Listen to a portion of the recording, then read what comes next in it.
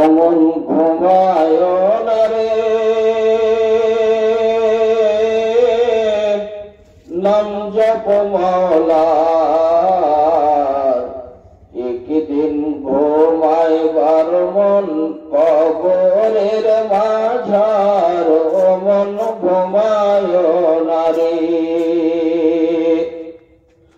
অমন ঘুমায় না রে, নাম জপ মাওলার, একদিন ঘুমাইবার মন কবরের মাঝার, মন ঘুমায় না রে, ঘুম ঘুম কহর রে মন,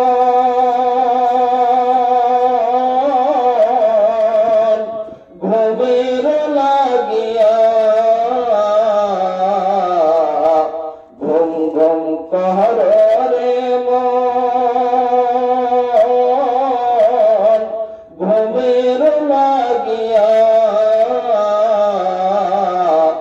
একদিন ঘুমাইবার মন জিন্দগির লাগিয়া, ও মন ঘুমায় না রে, ও মন ঘুমায় না রে,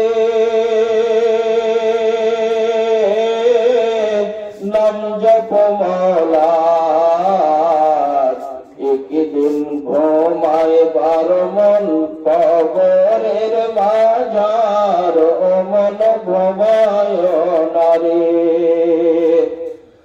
সাদ্দাদ নামরুদ ফিরাউন বাদশা ছিল,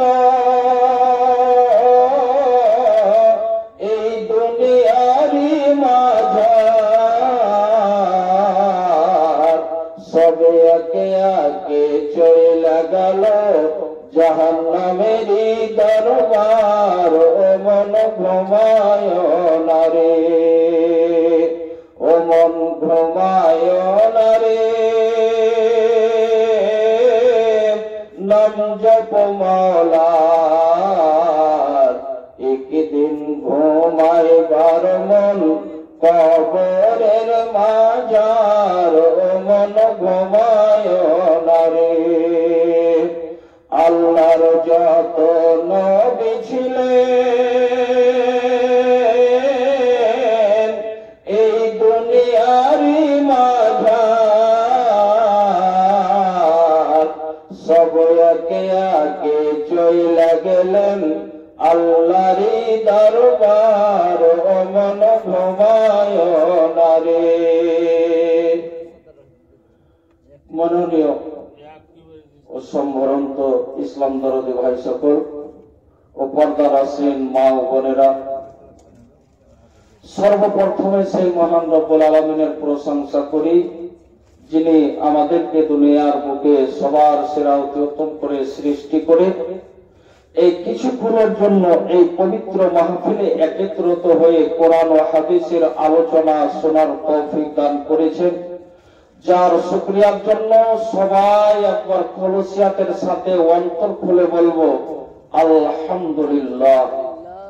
তারপরে পরে আমাদের মহানবী সরওয়ারে কায়নাত ফখরুল আলম রাহমাতুল লিল আলামিন আহমদে মুস্তাফা মুহাম্মদ মুস্তাফা সাল্লাল্লাহু তাআলা আলাইহি ওয়াসাল্লামের প্রতি শত শত দুরূদ ওয়া সালাম অবিতর্ণ হোক।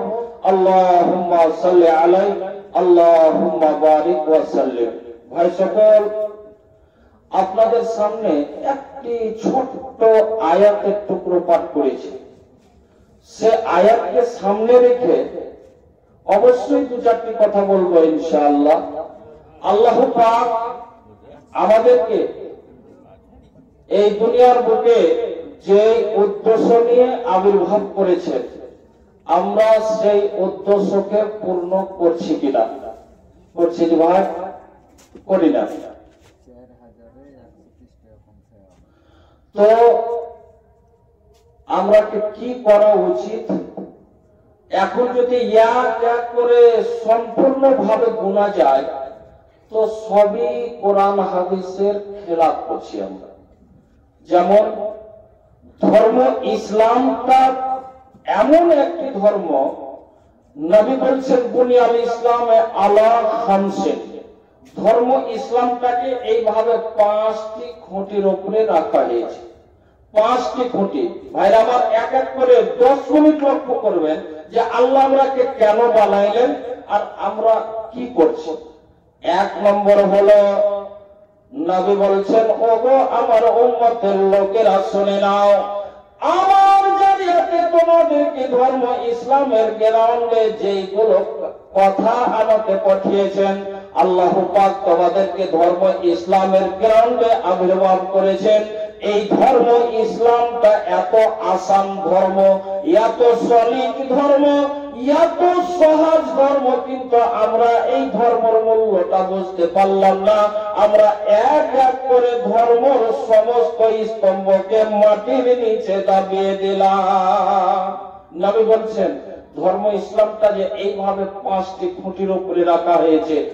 1 নম্বর খুঁটি হলো আল্লাহু পাককে ওয়াহদাহু লা শারীক বলে বিশ্বাস করা।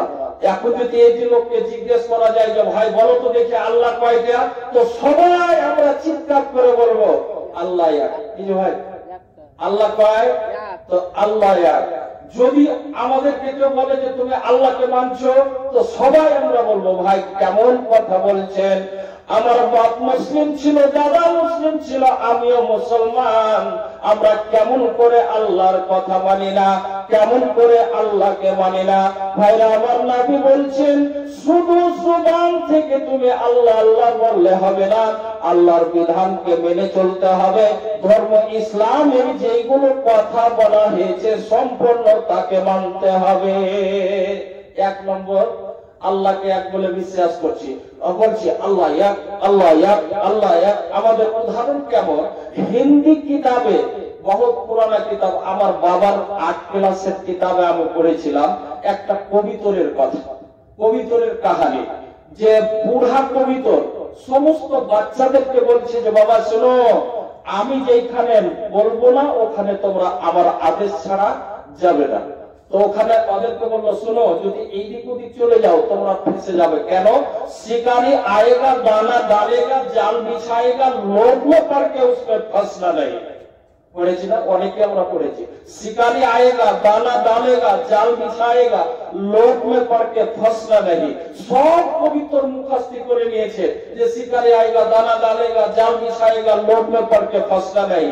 কিন্তু কবিতর উড়ে চলে গেছে। ওরা মুখস্থ তো করেছে কিন্তু ওর মানে বুঝতে পারেনি, ওর মতলবটা বুঝতে পারেনি। ভাইরা আমার, বুড়া কবিতরের কথাকে অমান্য করে তারা চলে গেল। বিরাট একটা ময়দানে যে দেখছেন অনেকগুলো দানা এক জায়গাতে জমা হয়ে আছে। তারা ভাবতে পারলো যে এই জায়গাতে আমাদের রুজির ব্যবস্থা হয়ে যাবে। ভাইরা আমার, সমস্ত কবিতরেরা যখন যে দানাগুলো খেতে লাগলো, সমস্ত কবিতর জালে ফাঁসা পড়ে গেল।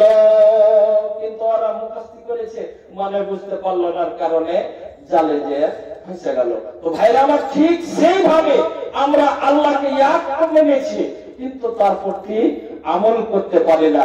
এখানে যদি কেউ বলে ভাই তোমাকে 10,000 টাকা দেবো, বলো তো তুমি আল্লাহ দুটা, এখন ঈমান আমরা বেঁচে দিতে তৈরি আছি, হয়েছে না এরকম? ভাইরা আমার, কত কথা বলবো, যে দিকে আপনি যান মানে ঈমানের মজবুতি আমাদের নাই। আল্লাহকে মানতে হবে কিভাবে, এখন তো সবাই খুব অল্প। হালকা একটা উদাহরণ দিই যে আব্দুল্লাহ বিন হুযায়ফা রাদিয়াল্লাহু তাআলা আনহু একজন সাহাবী রাসূল ছিলেন, তিনি ধর্ম ইসলামকে মানতেন। ভাইরা আমার, নিজের সাথীরাকে সঙ্গে নিয়ে মুলকে রোমে যে যখন ধর্ম ইসলামকে প্রচার করতে আছেন, রোমের বাদশা জানতে পারলো আর আব্দুল্লাহ সহ তার সাথীগুলোকে সাথে একসাথে বেঁধে নিয়ে তার কাছে চলে আসলো। আর বাদশা বলছেন, আব্দুল্লাহ বলো তো বাবা তুমি কোন ধর্মকে মানো?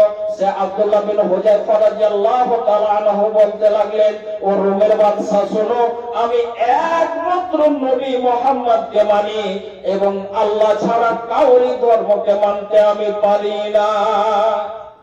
রোমের বাদশা বলছে, আব্দুল্লাহ খ্যাপা আছো তুমি, ও তো এতিম বাচ্চা, ওর ধর্মকে মেনে তুমি কি ফল পাবে? আমার নাসরানি কবুল করে নাও, তোমাকে আমি ওয়ার ভিত্তি সালতানাত এবং আমার মেয়ের সাথে তোমার বিবাহ দিয়ে দেব। ভাইরা আমার, আব্দুল্লাহ বলতে লাগলেন, শোনো তুমি যে কোনো জিনিসের লালচ আমাকে দিতে পারো, আমি কোন সম্পদের লালচে ধর্ম ইসলামকে মানিনি। আমার মনের মধ্যে আনন্দ এসেছে যে ধর্ম ইসলাম সত্য, আল্লাহ সত্য বলে আমি অন্তর থেকে ধর্ম ইসলামকে মেনেছি। আমি কখনো তোমার লালচে ধর্ম ইসলামকে ছাড়তে পারি না। রোমের বাদশাহ ভাবলো একে ফসলে হবে না, বলছে তাহলে শুনেও তোমাদের সাজা কি হতে পারে। তার সঙ্গিনের মধ্যে একজন সাথীকে গরম বারকা লইহাতে তেলকে গরম করে একজন সাথীকে তেলে ছেড়ে দেওয়া হলো।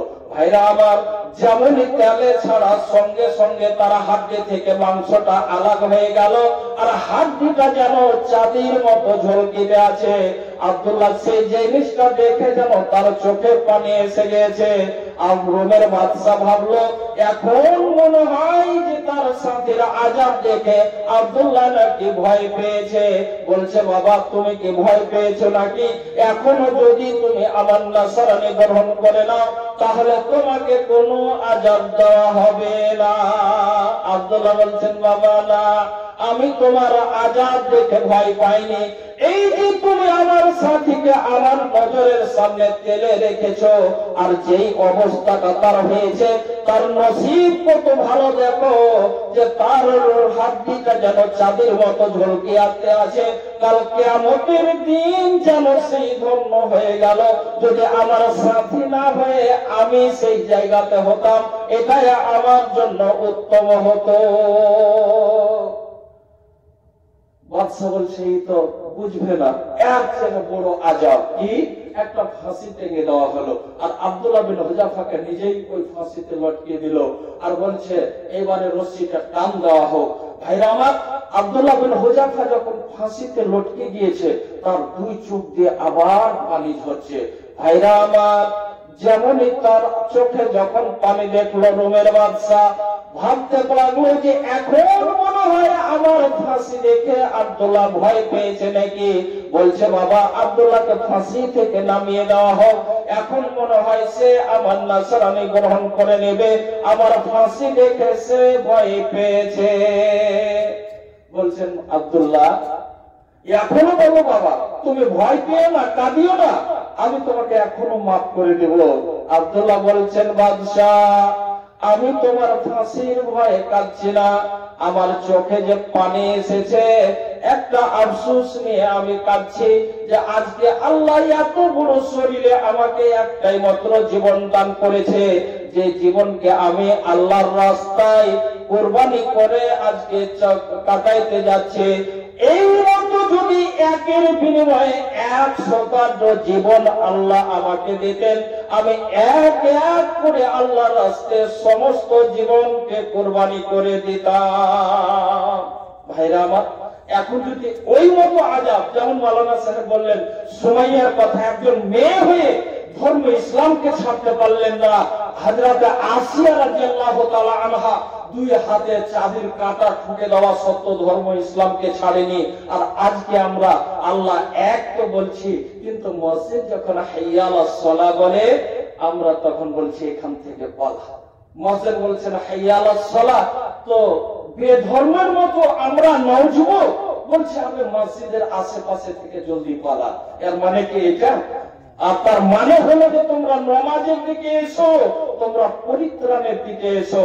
আল্লাহ এক, আল্লাহ এক, কিন্তু নামাজ পড়বো না। একটা খুঁটি মজবুত হলো না, একটা খুঁটি গাইতে হয়ে গেল। তো কত খুঁটি যদি মজবুত না থাকে ও ঘরকে ছেড়ে থাকতে পারবে না। দুসরা নম্বর হলো নামাজ, দ্বিতীয় নম্বর হলো নামাজ। এবারে আমরা সবাই যদি বলি এখানে যতটি লোক আমরা আছি এশারের নামাজ পড়ে মামুন সবাইকে আমরা এশারের নামাজ পড়ে এসেছি? আসেনি। কোনো বাহানা করে আমরা নামাজ ছেড়ে দিয়েছি। এখন তো তফসিল হিসাবে আমি বলতে পারছি না। তো কয়টা খুঁটি শেষ? 2টা খুঁটি খতম, 3টা খুঁটিতে। আচ্ছা বলো তো, একটা ঘরে 5টা খুঁটি, এক এক করে যদি খুঁটি কমজোর হয়ে যায় ঘরটা কাইত হবে কিনা? একটু আগে যায়। 3 নম্বর হলো যাকাত দেওয়া। তো আমরা 95% মানুষ ওসুর ফিতরা যাকাত কাকে বলে, মাকই যত হয়েছে 30 বিঘা 40 বিঘা 50 বিঘা মাকই বিক্রি করে দিলাম। আর ওখানে যদি বলা যায় যে ভাই তোমার ওষুধটা কোথায়, সব বেঁচে দিয়েছি, টাকা পয়সা বিলিয়ে দেবো, বললো 3 নম্বর খুঁটি শেষ। 3 নম্বর খুঁটি শেষ। এইবারে 3টাই খুঁটি চলে গেল, 2টা খুঁটি আছে। একবারে 4 নম্বরে আমরা যাই। এই যে সামনে আমাদের রোজা, এটা হলো রহমতের মাস। ভাইরা আমার, আমাদের মধ্যে অনেক লোক এমন আছে সারা বছর ধরে 11টি মাস ধরে আল্লাহ বলছেন, ওরে আমার বান্দা বান্দিরা, তোমরা 11 মাসের মধ্যে যে যখন চাও খেতে পারো, কিন্তু মাত্র একটা মাস আমার জন্য তোমার শরীরকে কোরবানি করে দিতে হবে, যে তুমি মেহনত করে ভুকা প্যাসা থেকে, ঝুট চুগলখড়ি থেকে বেঁচে থেকে আমার ইবাদত করতে হবে। সেই জিনিসটার নাম হলো রোজা। পেটে খুব গ্যাস, কে বলছে কাম করছি, মাকড় কাটছি, ধান কাটছি, ভুট্টা কাটছি, এটা কাটছি, ওটা কাটছি, এইগুলো বাহানা আল্লাহর কাছে চলবে? চলবে না। তো ভাইরা আমার, 4 খুঁটি শেষ। 5 নম্বর খুঁটি হলো হজ। হজ করতে হবে। আমরা জানি সবাই, যাদেরকে আল্লাহ খাওয়া পিয়া পরে অতটা সমর্থ দিয়েছে, তাকে হজ করতে হবে। কিন্তু ভাইরা আমার, যদিও আমরা হজ করতে যাচ্ছি, তো 1 বিঘা জমি বিক্রি করার পরে আমরা হজ করতে চলে যাব। জমি বিক্রি খরিদ্দারকে বললাম, বাবারে তুমি 1 মাস 1.5 মাস সবর করো, আমি মক্কা মদিনা দেখে এসে তোমাকে জমিনটা রেজিস্ট্রি করে দিব। জমি বেচা হজ করতে গেছে, আর ওখান থেকে এসে কয়েছে, ভাই আর বেটারা দিতে চায় না, টাকাটি ঘুরিয়ে নাও, ওর হজ হবে না। 5টাই